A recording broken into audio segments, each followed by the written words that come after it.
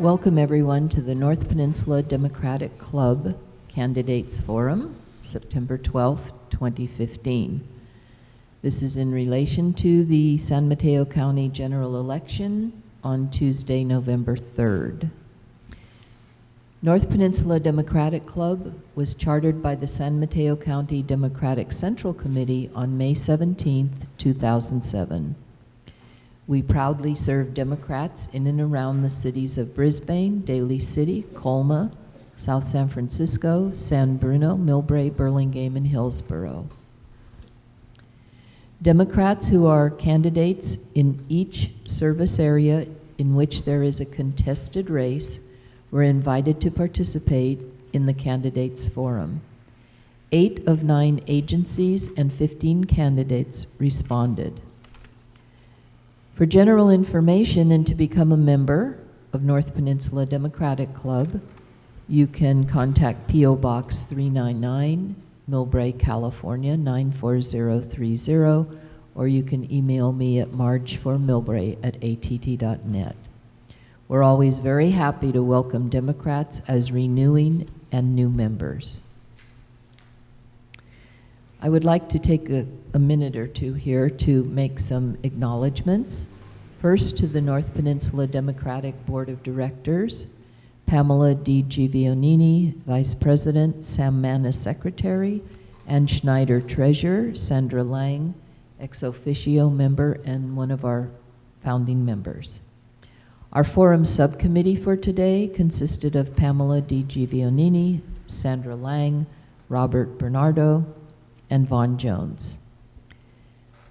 We're very grateful to the Transport Workers Union of America, AFL-CIO Local 505, Mike Mays, President, Jennifer Platt, Vice President, Marcy Bruins, Financial Treasurer, and we're very grateful that they allowed us to use their building today. Millbrae Community Television, MCTV, is here today to record the forums. We're thanking the Board of Directors, the General Manager, Andy Pittman, and the producers of today you see in the back of the room are Aaron Fellers and Andy Chan. I want to give you some good news about the forums. They may be viewed on demand beginning about 12 noon on Friday, September 16th at www.mctv.tv. You can click on the Watch menu for a list of the 8 separate videos, one for each candidate race. You may watch your own interview or as many of the others that you wish. You can also search on YouTube for North Peninsula Democratic Candidate Forum 2015, and you may also post a link to your YouTube interview on your campaign website, if you so wish. Thanks to Millbrae Television. At this time, I would like to introduce our moderator for today's forum, the Honorable Jean Mullen, Assembly Member for the former 19th District.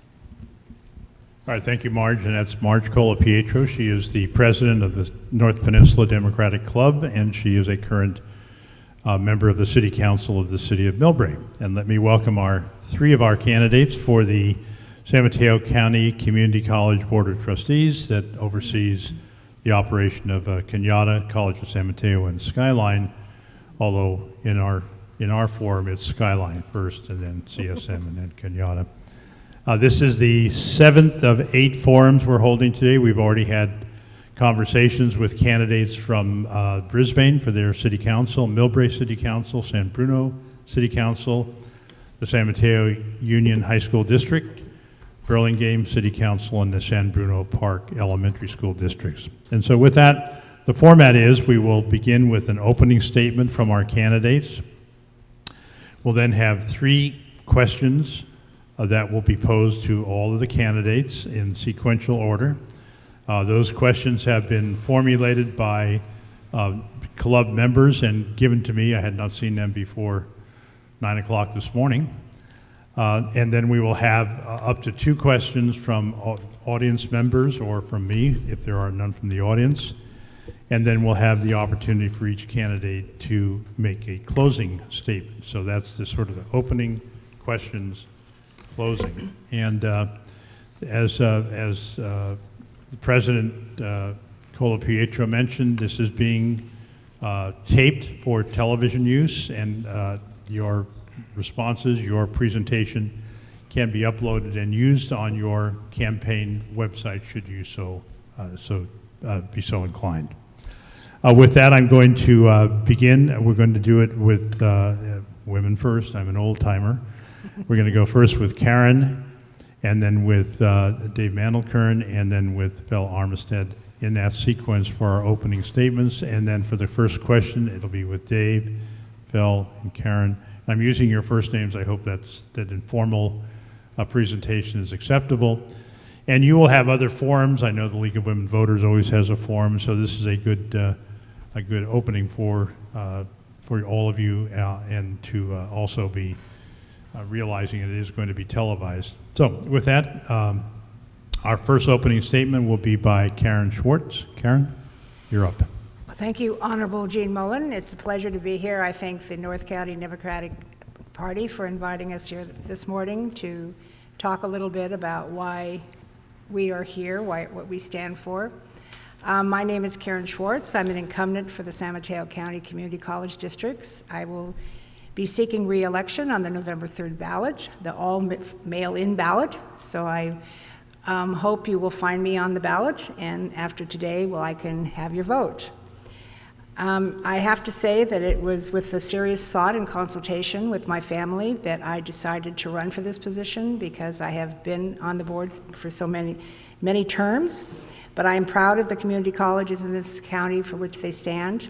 I think we provide a wonderful service for a lot of people who otherwise would not have opportunity for their education and job.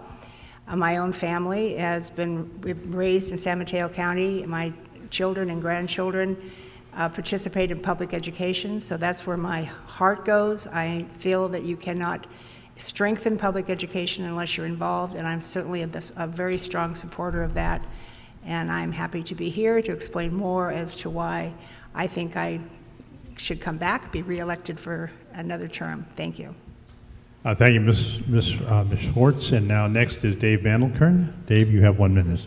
Thank you, Honorable Jean Mullen, for moderating this session. Thank you, Councilwoman Colpietro, for putting this together and coordinating this session. It's a pleasure to be here. It's actually an honor and a privilege to serve as your trustee on the San Mateo County Community College District Board.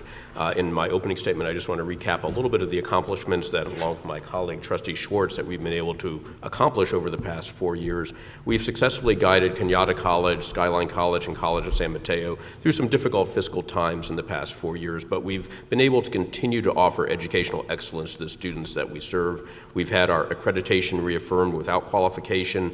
We're going to be one of the first community colleges in the state to offer a 4-year bachelor's degree. We've increased the amount of services that we can offer to our returning veterans. We now have middle colleges to serve our high school students on each campus, along with increasing our concurrent enrollment of high school students while they're still in high school. I'm pleased to say that we've been able to balance our budget every year, increase our reserves, and set aside more money for retirement plans.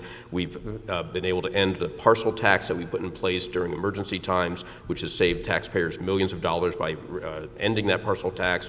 We've reduced utility purchases by 56%, cut water consumption by 60%. There's a lot more hard work ahead, and I'll save from the future vision of why I'm running again for our closing statements. Thank you. All right, thank you, Mr. Mandelkern. Third candidate with us this morning is Anthony Phil Armistead. And Phil, you're up. Thank you. I want to thank you, Honorable Jean Mullen and Mayor Marge Colpietro, for this opportunity to speak before everybody today. I am Phil Amistad, running for the position of governing board. I grew up here in the county after I graduated from Stanford University, settling down in Menlo Park. From there, I moved around, found different jobs. After settling down in San Mateo, I raised my daughter, who grew up from kindergarten to high school in the public school systems. I was involved tremendously with the PTA at her daughter's schools for 1st to 12th grade. And from there, I learned about education and why it's so important to support our schools. My passion has been education. As a college professor and business executive, I've done a lot to contribute back to society, and I want to do more as a trustee. I believe that as stewards of public education, we need to promote and advance our goals in ensuring that our children and working adults get the best rate education there is. We've got 3 colleges, Cañada College, Skyline, and College of San Mateo. They need the best representation, and I believe I can help and contribute to that endeavor. Thank you very much. All right, thank you very much. The first question, and it will be directed initially to Mr. Mandelkern. What is the top issue facing the community college district, and how will you address it? I think one of the key issues facing us now is the implementation of our new strategic plan, and how do we go about achieving the goals of that plan and putting the right benchmarks in place, particularly around increasing accessibility for students, particularly those who may be disadvantaged. Oftentimes, students who are first in their family to ever attend college don't understand the process of preparing for college and applying for college, and we need to provide some extra assistance to get those students into a college-bound path, whether it's for career and technical education, for vocational purposes, or whether it's for the transfer path to a 4-year degree, and measuring the success of those programs to make sure that each student gets the most out of their experience in our community college district, and that we're successfully providing the optimal education services to each and every resident of San Mateo County. I think that's the top issue that we're faced with in our district. All right, thanks, Dave. Phil? Strong strategic planning, I do agree with that. Another top issue is to deliver results. As you know, if students are given the support and the necessary academic tools to succeed, we will see a higher graduation rate. Unfortunately, after the first year at our community colleges, about 1/4 of our students do not continue. They actually drop out, go find work, and probably don't return. We need to improve that record. We need to improve retention. We need to ensure that we are more accountable to the success of the future of our students. There has been a study done that in the year 2025, we will need about 1 million college graduates. I think we need to start at the high school level, elementary school level, and at the college level. There's never enough time to get things done, and I believe we need to also ensure that we can assist these students in any way possible. It's really tough when students have to spend 25 to 60 hours a week working while going to college. I think we need to give them access to better education, online courses, and probably for those who are really needy, free education. That is what I'm advocating for, is to ensure that students have that. All right, thank you, Phil. Karen? Thank you. I always refer to, I think we constantly have to look at our fiscal responsibility and be fiscally sound within our district. That is a #1 concern. We are right now in what they call community-based funding, which is very lucky for the school district. We use our own tax, property tax here in San Mateo County. So we're able to be a little more flexible. We're not restricted by the state onto some programs. In saying that, there's a lot of programs within our school district that I think need to be enhanced for a lot of underserved students. We have the EOPS and the DSPS programs, which are drastically been reduced by the state of California. I think we need to enhance that because we have a lot of students that need those services and we are not able to provide them right now. So I think it's a study we need to get into. There are a lot of underserved students that aren't being approached or asked, why are you not continuing your education? It's not just to go on to a 4-year university, but it is to get a career of some sort. So the district is really looking into how can we get more into the communities and asking the underserved, how can we help you more so that we can enhance your future as a contributing adult in San Mateo County? Thanks for the 3 of you. Second question, and this will be directed initially to Phil Armstead. In response to an increasing number of professional fields that are now requiring a 4-year baccalaureate degree, community colleges are preparing for state legislation that will allow community colleges to expand their programs so that they can offer 4-year baccalaureate degrees. What do you see as the priorities when preparing for this rollout of moving into that level of degree? And we'll start with Phil on this. Thank you. Well, aptitude is a very important ingredient for success in college. As you know, literacy, ability in numeracy, and technical basic skills enhance a student's experience through the college years. It's very important that we help students move into the workforce quickly and smoothly. Two-year colleges are important for many reasons. Four-year colleges are even more important, significantly, for the fact that we will then guarantee more college graduates. As a community college trustee, I will be very accountable to the people and especially to the working adults and students who want to achieve a college education. I will make sure that there is access to all kinds of financial aid, as well as access to get to colleges. For example, shuttle buses from the coast, buses and transportation, so that students don't have to fight traffic or find a bus to get to school. And finally, I will help develop alliances with different private corporate sponsors to help develop internships so students can succeed. All right, thank you, Phil. Karen, baccalaureate degree programs. Thank you. Our district has been actively involved with the legislature since going back to 2001 to try to get legislation passed that would enable us to be able to provide Bachelor of Arts degrees at the community college level. It was tried and failed many times. Finally, a year ago, September, it was passed, and as a sample program, 15 different programs were granted permission to give a Bachelor of Arts degrees. We were one of the 15. So our respiratory therapy program at Skyline College is right now into the Bachelor of Arts degree program. We only hope that the success of that will catch on and that the legislation and the state and UC universities will see how important we can be to helping them provide more Bachelor of Arts degrees, because they are certainly needed, as you said, in the coming future for all of our students and members to be able to go to work with those degrees. So we're in the process, hope it works and it catches on and we can enhance that program. Thank you. Dave? Yes, as Trustee Schwarz mentioned, we were very fortunate. We worked very hard to make sure that we were part of the pilot program, one of those first 15 bachelor degrees that are being offered by community colleges throughout the state of California. As trustees, it's incumbent upon us to work very closely with our representatives in Sacramento and the state Senate and the state Assembly to make sure that this program can be expanded. I have great confidence in our faculty and our teaching abilities that this will be a very successful program in respiratory therapy. We have other areas that could be equally well represented by a bachelor's degree, which unfortunately we could only pick one due to the pilot program. We have a very successful program in automotive technology. We have energy and sustainability programs. We have engineering programs. We have a great nursing program. That's a 2-year RN program. All of those are worthy of being considered as bachelor's degree candidates. I'd love to see those opportunities expanded, and as a trustee, that's what I want to do, is work hard with our delegates in Sacramento to make sure that we can increase the opportunity to offer more bachelor degrees to more students right here in San Mateo County, where we don't have a public higher education institution other than our community college district. All right, thank you to the three of you for that.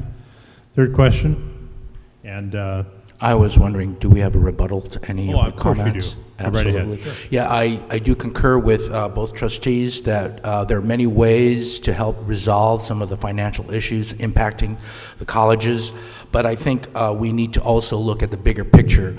Are our students who move on to the workplace ready to handle the reality of life? As you know, a lot of students go to college for one ultimate reason, which is to find a better job, land in the middle class, move up the ranks, and succeed and realize the American dream. I believe that a lot of times we tend not to look at the bigger picture. We tend to look at the microcosm of what's going on in the colleges. And I think we need to look beyond that, because when students leave community colleges, for many reasons, they don't finish, they don't graduate, it is someone's accountable, someone has to be accountable. anybody else care to Sure. rebut the rebuttal? Yeah, I'd like to make a rebuttal comment if I could. So the comment that Mr. Amistad made about the dropout rate and the need to improve it, I think highlights one of the issues that we face that's very important. I think it's one of the things that you gain with experience on the board of understanding some of the subtleties of the issue is not all of our students come to us seeking to complete a 2-year degree. We have a lot of students that come to us for various reasons. Some want to take one class in one topic to improve their job skills. Some want to get a certificate, which is not a 2-year program. Some want to get a full degree. Some just want to transfer to a four-year college, whether they get an AA degree or not. So really understanding what the right metrics are and how to really quantify that for each individual student that comes to us is very important. Looking at very simplistic measures, and that's one of the issues that I have with how the state of California defines our student success is it just completing a two-year degree or not? It doesn't really represent what each and every one of our students is trying to accomplish at our community college district. So we really have to have very granular and effective measures of success, not look at very simplistic solutions. Okay. All right, third question, and we'll start with Karen on this one. Last November, the district passed, I'm sorry? No? Feedback from Mike. Last November, the district passed a $388 million school bond. What actions will you take to ensure accountability and transparency as these funds are expended? Karen? Thank you. This is as you probably know, the third construction bond that the district was able to pass over the last few years. We will follow the same format that we have followed in the past, which is we have an oversight committee, number one, that consists, and it's mandated, it consists of people from the community and different representative groups. Because the other two have been praised by the grand jury and several other organizations, I'm confident that we will follow all the same formats and be successful in how the monies are spent. We are discussing at this time, as a board, we just had a meeting this week, in the process of trying to decide how to have the right delivery systems, which projects will become the most important, and this involves not just the board, but all the education community within the system. And so we're going to follow the same format that we did before because it was highly successful, and we've walked away with being told that we did everything the right way. We dotted all our I's and crossed all our T's. So I'm very confident we will do that again. Thank you. Dave? This is one of my most important goals as a trustee going forward, and one of the key objectives for the next 4 years is to make sure that the bond money that we have, that the public has entrusted us with, is spent in the way that the voters intended it to be spent. And I think, as Trustee Schwarz mentioned, we have a great track record of success in our previous two bond measures. We've been commended by the grand jury on the processes we have in place. We have a great oversight board consisting of members of the public to ensure that the money is spent as we said it would be. And I think as board members, it's incumbent upon us to look at each expense, to look at each project, and make sure that it is actually implementing the top priorities for what the voters have told us, which is they want this money spent on educational assets for our students, for new classrooms, especially in areas like engineering and technology, to make sure that we upgrade our campuses to provide a 21st century education to all the students of San Mateo County. And that's my goal as a trustee, is to make sure that we are carrying out the public's will and the voters' trust that they place in us, to make sure that we put that bond money to use as intended in the bond, and that we don't spend it frivolously or wastefully or in areas that are outside of our core academic mission. All right, thank you, Dave. And Bill? Yeah, the $388 million bond followed a 2006 $400 million plus bond, which was used to retrofit a lot of the buildings. So we're very confident that all three colleges are sound physically. But I think we've always looked at the bigger picture, which is, what about the students? What are we doing to ensure that they will succeed in the workplace? And I think a lot of that bond money should go to hiring new professors and lecturers and teachers who are up to date with technology. I think we need to look at bioengineering, we need to look at computer science, we need to make three of these colleges stellar institutions so that students won't have to say, I need to go to Caltech, MIT, Stanford, Yale, or Harvard to get the best rate education. They should just come to our three colleges. That's very important. We've got good looking buildings, they're beautiful, they're nice, but we need to add more to that. And I think the $388 million should be used for that purpose. Secondly, I think accountability is very important. We need to govern all three of these colleges well. We want to make sure that we have less reduction in class layoffs, teachers layoffs, and whatnot. We want to make sure that we hire good and successful teachers. Rebuttal comment, Trustee Schwarz. Karen? Yeah, thank you. I just wanted to clarify that this is a construction bond. The funds can only be used for construction within the district. It cannot be used for any kind of salaries or programs. That's what we have promised the voters to do, and it enables us to be able to do this because we can't get funding from the state to improve the facilities. using money in a different manner, using it this way, we have money that we can put forward different programs and do other things within the district. But be clear that this money cannot be used for anything other than construction projects within the district. Thank you. Okay. Yes. And Dave? Yes, thank you, Same Trustee Schwarz. And that's where, again, I think experience and leadership matters, and there's an understanding what can and can't be done with capital construction bonds, because they have to be put into capital and equipment, not into salaries. You know, I'm very proud of the fact that even during the tough financial times when our budget was cut by 25 to 30%, we didn't lay off a single staff member in our district. No faculty members were laid off. No staff members were laid off. We were able to adjust the budgets, cut things back, centralize expenses, and move forward. Using the bond money effectively, for example, investing in our solar farm at Kenyatta College reduced our PG&E bill by 50%. That's money that we can then take in that savings and invest into the classroom. We've been very innovative in doing spending that way through our capital programs. I hope that we will be able to continue that with this new bond measure. And we do transfer students today to Stanford, to MIT, to Cornell, to Northwestern, to the UC system, to UC Berkeley and UCLA. We do an excellent job of preparing our students for four-year degrees at the leading universities in this country, and I'm very proud of our academic record. Okay. Phil? I concur with basically everything the two trustees have stated, but I like to reiterate the fact that, yes, we do have money to help build our 3 colleges, physical plants, but we need to also look for other resources. And like I mentioned earlier in my introduction, we need to set up partnerships with the private sector, the corporate sector, so they can get involved, for example, in internship programs with a lot of our students. A lot of the people that come and work love to get a college education. A lot of them want to come back and take 1 or 2 classes. That's great. But it would also be nice if we could collaborate with the private sector and find ways to help educate some of our students, our working adults, who want to find a better way to the middle class. We don't want to have homelessness. We don't want to have poverty. We don't want to have illiteracy in our society. We want to ensure that this educational journey for a lot of the county residents won't be a hassle. And I hope, as a trustee, I could help aim for that goal. Thank you very much. All right, thank you. Audience questions? Yes, sir. I hear a lot about preparing students for the real world and graduation and degrees. There's no jobs. These kids are coming out with huge debts. How is that going to be resolved?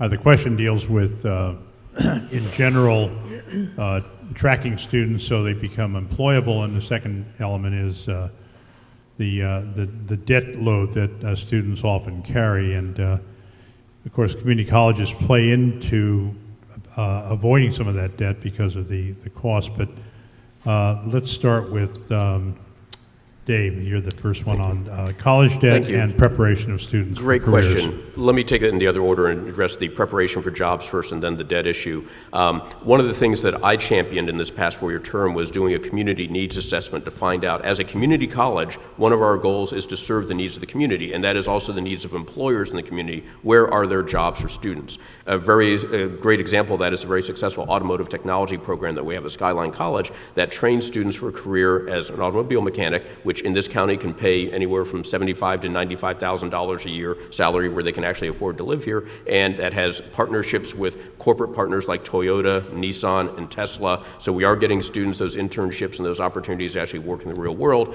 And again, with implementing this community needs assessment through our strategic plan is one of the things I hope to continue going forward in the next 4 years. In terms of the debt issues, this is where community colleges are one of the tremendous bargains compared to the proprietary for-profit colleges. Our tuition, while it's gone up, is still relatively low. A significant number, I believe may even be a majority of our students, have fee waivers from the state because of their economic situation where they actually don't have to pay the tuition. We run programs like Spark Point at 2 of our colleges where we actually provide financial assistance, and sad to say, we actually have a food bank on campus because students who don't have food can't study and work. So we try and provide these needs so our students can graduate debt-free and not go out with a huge debt burden into the world. Okay, Phil? Regarding jobs, I think the community colleges can do a much better job in helping students develop skills in the allied health and automotive technological training arenas. I think a lot of students may not be cut out for college.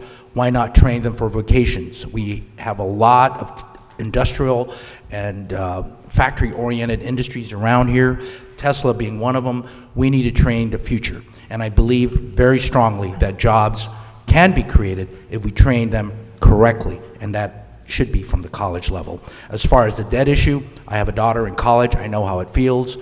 Debt to get an education should not be the biggest hurdle in American society. We need to find a solution to ensure that everybody can get a first-rate education. Why should the parents and the future of our society have to suffer? It is sad, but other countries in Europe provide free college. And we, as a capitalistic, progressive, and entrepreneurial society, should find innovative ways to be very competitive in the global workplace. We are still number one. We could lose that rating. Karen? Thank you. Our needs assessment is very, very important. We have to keep our ear to the community to find out what is important and not to provide classes and opportunities that a student will take that they can't further their job skills and get a job. It's very important. So that keeping that ear to the community is primary. We have opportunities at the community college. We have the book rental program. One of the highest costs for students, and everyone will tell you, is the cost of a book. So they might be able to get some financial aid or some assistance in the tuition, which is community college is very low, but the books can be astronomical. So we have created the rental book program, and that has helped tremendously through a lot of the courses within the community college. We're constantly looking at that to keep the costs down. The greatest example I was ever given where the college president of CSM had his daughter have a certificate from UCLA and her friend a certificate from UCLA, said, what is the difference? And he said, it's $60,000. Her daughter started the career at CSM, the other one went straight to UCLA, same education. So we can save the student and the family a lot of money by if they want to do the 4-year program to start with us. Great, thank you. Other questions? Let me ask,